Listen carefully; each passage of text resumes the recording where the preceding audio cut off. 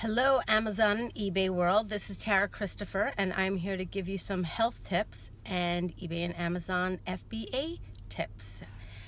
So first of all, I'd like to start out by saying that I sold my first Amazon FBA product today, so I'm super pumped. It was very confusing to me. I really still don't have it down. I have a lot to learn, but it's really exciting when you try something new and you see that it works. And because I started with my eBay business in September, stayed super focused. I have over 1,600 items up right now, and I just keep on learning and learning, to, like, for example, like, what do I enjoy buying? How can I buy at the lowest point so I can make the biggest profit? For a period of time, I was shooting for items that would give me at least, $20 in profit. Now that kind of fell to the wayside because I know how to get stuff for pretty inexpensive, but it is at a lower profit. But that's okay because it all does kind of wash out in the end. But that's part of the learning process is, where you can buy your inventory and get creative. I met a guy at a flea market and he does clean outs, and basically he said to me, you know what, I'm cleaning out anyway, I have so much extra stuff, just come on in and take whatever you want. And so he asked me for a minimal amount of money, and so that's just being creative. I just talk to everybody that I meet and find different places, and it's just incredible on the price point that I've bought things at. So, and then a couple of weeks ago I started dabbling with Amazon, and I'm really super excited. I'm really focused on books, and it's tricky though because you have to make sure that you find a product that it's worth shipping into Amazon. Amazon FBA is filled by Amazon. In other words, instead of storing it someplace, whether it's in your home, your garage, or in a warehouse, or wherever you store it, Amazon will store it for you. But the trick is it has to be at a price point high enough that you're actually receiving a profit and you're not losing. But the beauty of it is you don't have to worry about the inventory. So you buy it, you ship it, and then they take care of the rest. And I really love that concept. But it takes time to find products. It's a little trickier. There's definitely more legwork. And again, it's so new to me that of course it's going to feel like a heck of a lot more work, but I'm really enjoying learning something new. So if you haven't started either, if you live in a super small space, then I would really learn about Amazon FBA. And if you have plenty of room for inventory, then really it is your choice, and just learn about both. There's plenty of YouTube videos out there, and find out what business model seems more interesting to you and what would be fun, because this business is, has its ups and downs, but I absolutely love it. I have a passion for it and it's just a blast. But you want to feel like you're enjoying it and having fun in order for you to really be successful and committed. If you're looking to make this a very profitable business, or if you're just looking to make some side money, then that's another story. So now I'd like to share some health tips. So last night I had to pick my children up very late, so I ran into town and I hit a Mexican restaurant and bought myself some black beans, guacamole, and a plate of vegetables, and it was absolutely delicious and satisfying. Avocados tend to satisfy your brain because it's made of fat.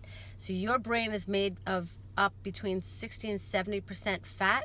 So you want to make sure that your brain is fed properly. So that's why if I have a protein shake in the morning, it's not unusual for me to throw in some form of fat, whether it's coconut oil or MCT oil, brain octane, or I'll drink bulletproof coffee, which is another video, and basically I drink butter and oil.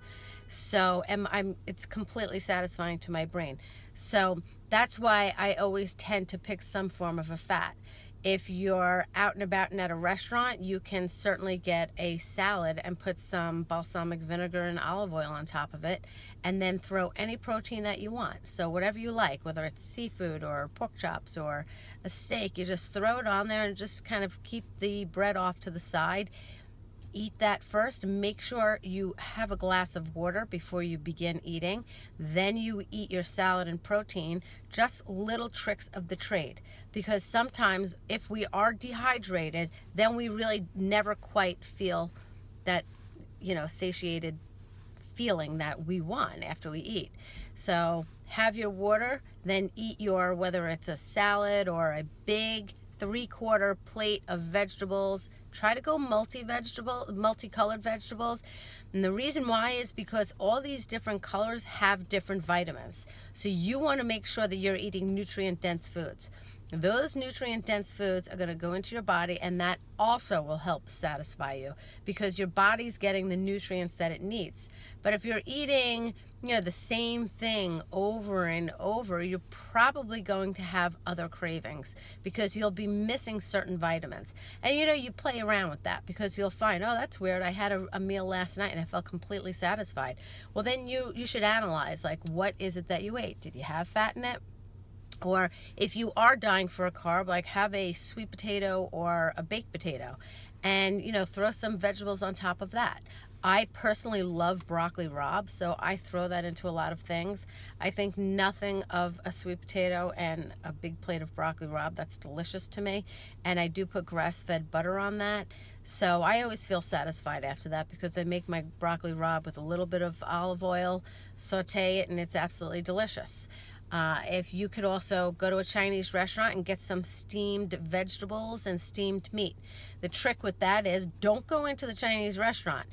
Even if you don't know exactly where you're going, once you pull up to the place, call, order it in, and then go in, pick it up, and get out. Because sometimes people get weak on the smell. So if you feel as though you're going to walk into a Chinese restaurant, smell it, and say, you know what, I think I'll have something else. That's why it's really important to call it in from the outside, then go in, pick it up, leave, and then you have your water, about 8 ounces of water, and then you eat your meal and you'll be satisfied.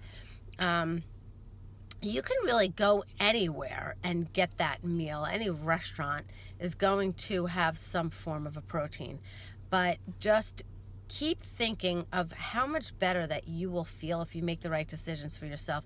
Because a lot of times we're at war with this brain right here, and you know, you're always throwing in the towel on yourself.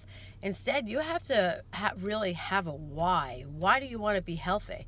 And you know, just look around at your life. Like, do you want to feel good when you're getting older, or you know, be a healthy parent, or you know, just be more alive? It's your energy, it's everything. It's how your body functions. So going for walks or bike rides, just, you know, I always say to people, after a while, it's, you know, being healthy isn't necessarily a vanity thing. It's, you know, how do you want to age? Because I've seen so many people throw in the towel and not even care, even when they're decrepit and, you know, their bodies are just being, you know, eaten up by, they have arthritis throughout the whole entire body and they still won't make changes. So don't be that person who throws in the towel.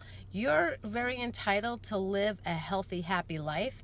And I promise you that that millisecond of food in your mouth, it's just not worth it. So look at it as an investment.